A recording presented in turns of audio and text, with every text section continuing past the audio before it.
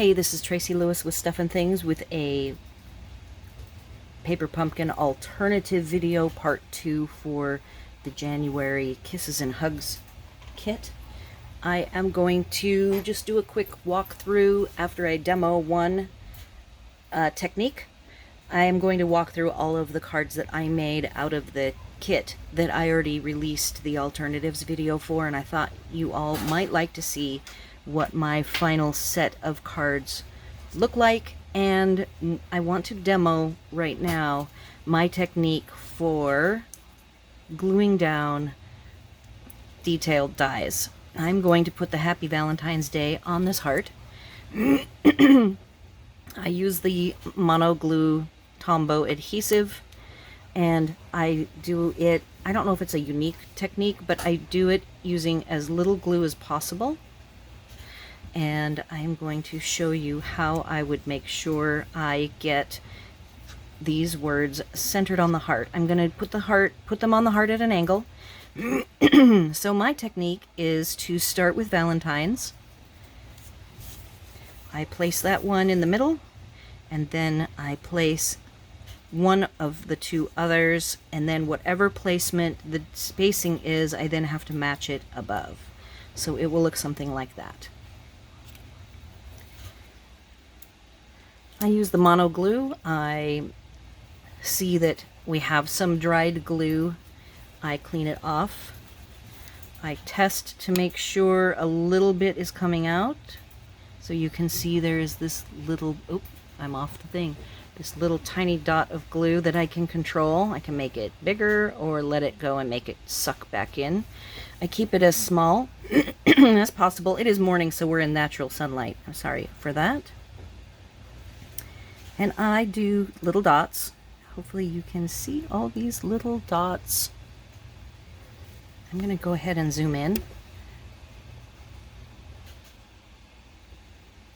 and move over here more so that you can see all the little dots. I do make sure I put top, middle, bottom on the tall letters. I actually do see, if you don't see it yet, one item that needs to be popped out. Now this glue dries sticky, so I am okay with letting it sit for a minute before I actually set it down. And in this case, I need to pop out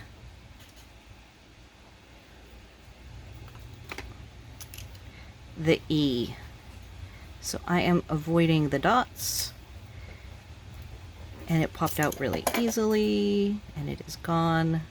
So you can see that I actually missed right here, which is an important letter to make sure it is completely adhered.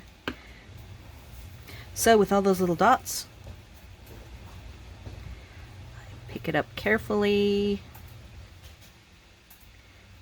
and I want it centered at an angle. You can move it around a little bit, but I try not to because I don't want any adhesive sitting around anywhere. If you do get adhesive and you don't like it, or it gums up, or it looks dirty, one of these adhesive erasers work. I recommend, this is a brand new one. I got this at the dollar store for $1.25. I have not been able to tell any difference between this and the one that I have had for the last 35 years.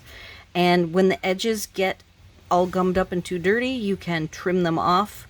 I actually took the one that I've had since I was in art college. I cut it into fourths and have it in various places in my different art kits that I have lurking around. So $1.25 from the dollar store. If the dollar store that is near you has, this is Dollar Tree, I should be specific.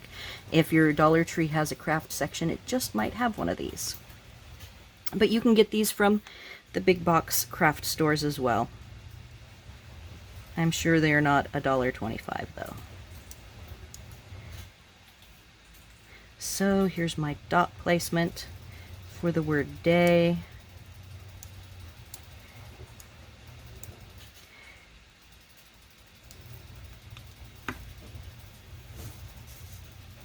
One tube of mono glue lasts me forever because I use it so sparingly.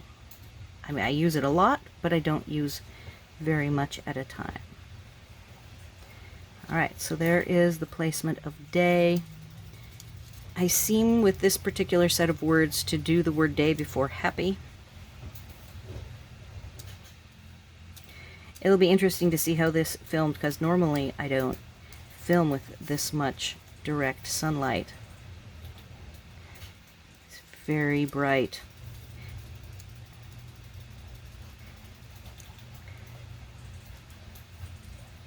All right, so we have the word happy done.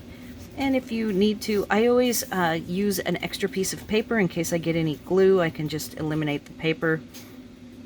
I don't ever glue on my work surface directly. And then I slide it to the edge so that I can pick it up.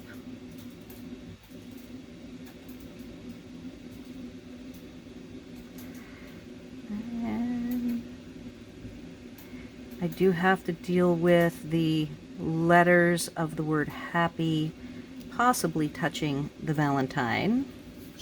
So I see that day, let's see if I can move day. I cannot move day. Happy can move. I am moving it up a little bit, which is what I told you to try to avoid. And it's almost perfect. I'm going to have some glue here under the happy that I will allow to dry to its stickiest state. And then I will take my adhesive eraser and we'll remove that, and it'll be ready to go. So next up, as soon as I finish, I will come back and share all of my finished projects with you. All right, I have now completed a dozen cards. I may do a couple more. I haven't done a final tally of who I want to send them to. I have ordered them in the order that I actually created them, which is significant and will give you some insight into how my mind works. My mind does not like consistency or repetitive, as you will see. So now what I want to just reiterate that I did use a few supplies, sequins, and maybe a trim or two that are retired. I did use the 2 dies that, if you go back to my alternative video, Word Wishes and Sweetheart dies, and I have lots of extra pieces. I cut a bunch of different pieces. Then toward the end, I told myself, nope, you need to use what you have. You don't need any more. And so we will just get started. I will take photography and have these as a showcase in the end. So this is a card that uses the actual ruched trim that I had created for doing the mix and match for the Paper Pumpkin alternative video, and I actually used a dry embossing folder that I did not mention. It is a new one, and it is splats and lines, distressed looking, but you can just tell that there is something going on texture-wise on this background, rather than have it be smooth. And then I used the dotty hearts, sequins that came with the kit, and foil hearts from the Sweethearts dies. And I have not filled in the inside of these. I will maybe do some quick stamping, but I typically like to write a nice message. The second one, look, totally different. I really like how this one came out. This was pretty close to one of my samples that I had done up. Again, I did add, this is a gold trim from last holiday season.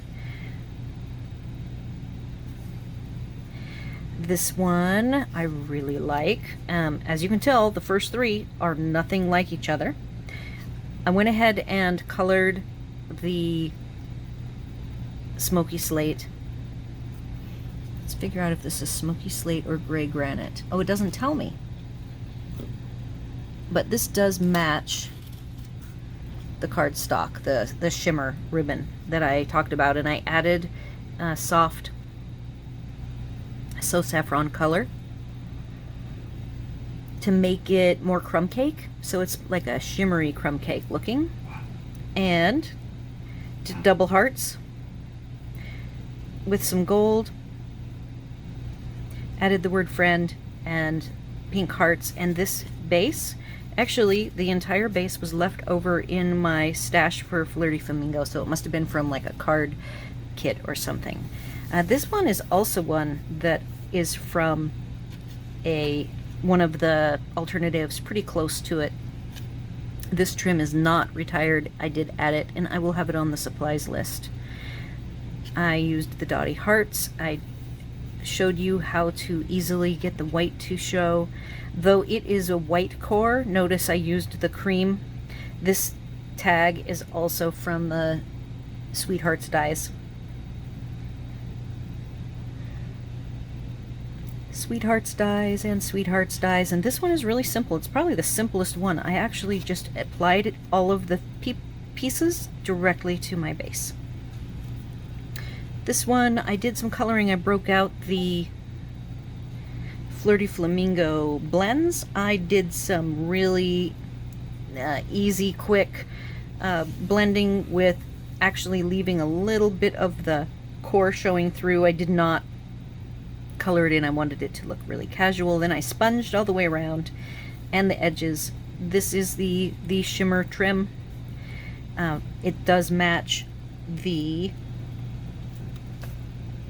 gray granite, so it is the gray granite trim is the color. I was questioning it because all it tells me on the trim container is shimmer ribbon, so I had to look up the color again.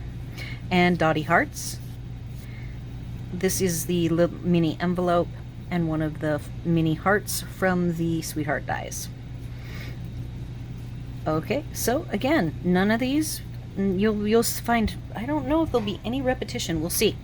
Alright, so this one I did some distressing of the vellum, distressing of the big heart, distressed the label, added a twine, just a white baker's twine bow, the sequins that came with the kit, another Sweetheart dies, and then I roughed up the edges. This is the real red sample that I had, and I went ahead and did Dottie Hearts to it on a white base. This one, I really liked how this one came out a lot. Now, two of these say love you. They will go to my husband and my mom, and I'm trying to have the other ones go to friends. So I had to make sure a couple of them specifically said love you. So I have love you in white gel pen and love you here. This is one of my simple stamping projects that I have dressed up, and it is with the Blushing Bride pieces. And I really love how this one came out. Love it a lot. And then I grabbed the other, so I guess a little bit of consistency. This is the other background I made. I went ahead and did Blackberry Bliss sponging around the heart and around the edge of the gray granite cardstock. Gold elements, really like how this came out a lot, and I wanted a little bit of the white showing to tie in the white heart, so I had to trim down my Blackberry Bliss to get a little tiny edge of the back, the base to show, which is white. No, this one maybe here somewhat consistent between the two, but done a different day. This was done the next morning. I already had the white Dottie Hearts, and I went ahead and sponged on the hearts very lightly just to get a little bit of the Blackberry Bliss. I colored the gray granite shimmer trim with dark rich raspberry. There is no Blackberry Bliss blend, and I have found that to be a good match. You can often find, if they don't have every single color, that there are, between the lights and the darks, you'll find a way to actually get a close enough match. And I really like how this one came out a lot. Alright, so this one was one that I did do the alternative in a few different ways. With the bigger dots, I just had this in my stash. It is real red, and I went ahead and made another ruched trim because I really wanted to do that one more time, and wanted to keep it nice and clean and bright, and used this foil, by the way, is left over from last holiday. It was called Brass, and I went ahead and grabbed, I just saw a piece of it left over So if you've noticed a difference in the different gold foils, that is why. So I just went ahead and grabbed and used up some of the materials that were hanging around in my stash, and this brassy foil was one of them. This one I was determined to do some stuff with the envelopes,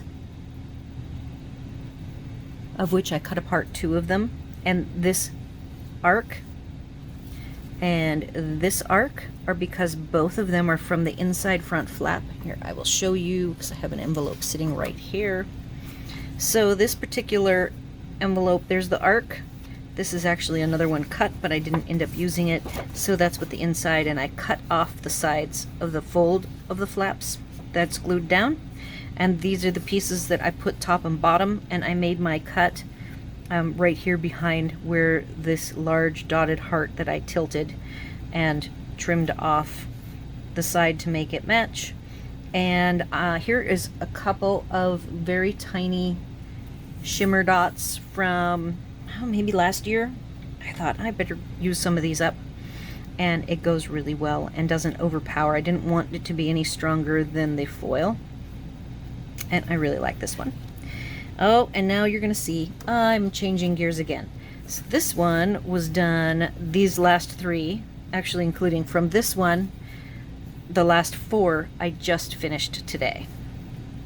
So this one is very cute. I struggled with it. I had already stamped the For You Friend and added the bow, so it was lurking around on my desk.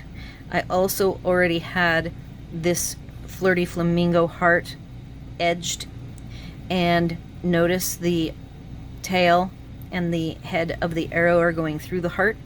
I did that because I just thought, oh, because this is a bigger heart. The little pink heart, which is the Blushing Bride heart, you can put the arrow across, but I wanted to use it on the Flirty Flamingo, so I went ahead and snipped it in 2. And I thought that worked out really well. Very nice. Dotty hearts for the Flirty Flamingo background. This one, it might have a weight issue. It's pretty heavy and dense. I added a lot of pieces. It was all very centered, so to offset the centeredness, I put the banner, this small gold foil banner, and then the friend in the opposite corners to help kind of spread this one out. And this one was hard because I went ahead and did the embossing, the dry embossing. I believe it was in my alternative, and I needed to have a background that wasn't busy. So this one kind of sat on my desk for the 3 days that I was creating these. I try not to rush myself. I don't like to be rushed. So I did spam this all over the weekend and then finished these last 4 off. So I made myself sit with this one, and this one actually took a long time. And most of it was using pieces. I didn't cut any new pieces. For the last 4, I told myself to use the existing pieces that I had left over. And I think this one came out very nice. I may come back and add sequins if I have in mind somebody to send this to, and they will appreciate even more lavishness. So I will probably do, and on a couple of these I might add more. So here's the last one. It was sitting on my desk. I had the background floating around, and I had this heart floating around. So then I got inspired, and I wanted it to make it look like a box of chocolates. So this is my attempt at a box of chocolates with this particular bow treatment being vertical. So hopefully you kind of see that in that one too. And that concludes the second part, unplanned, of my alternatives, using the cards that I made specifically to send out to family and friends for Valentine's Day. If you have any questions, comments, or concerns, you can leave them here on the video or over on my blog. I will have the full supplies list of all of the current supplies over on my blog, but be aware of the couple of items that I said were retired, as I do tend to toss extra pieces on my cards that I send personally to family and friends who aren't really concerned whether or not I have current products on there or not. Be sure to like, share, and subscribe, and thanks for watching.